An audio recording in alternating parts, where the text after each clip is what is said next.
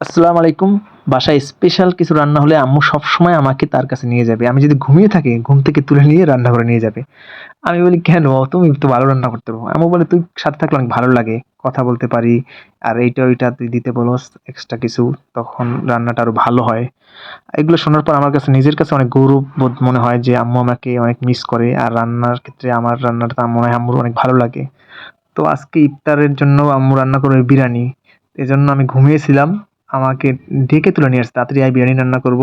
এসে দেখি আম্মু বিরিয়ানি রান্না করতেছে, তাই আম্মুর সাথে সাহায্য করলাম।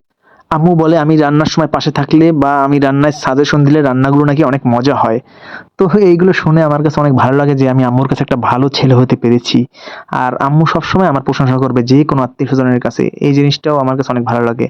আর আমি সবসময় চেষ্টা করি আম্মুর যেকোনো কাজে সাহায্য করতে। আম্মুর মেয়ে না, এই জিনিসটা আমি অনেক ভালো করে অনুধাবন করি যে আম্মুর একা সব কাজ করতে অনেক কষ্ট হয়।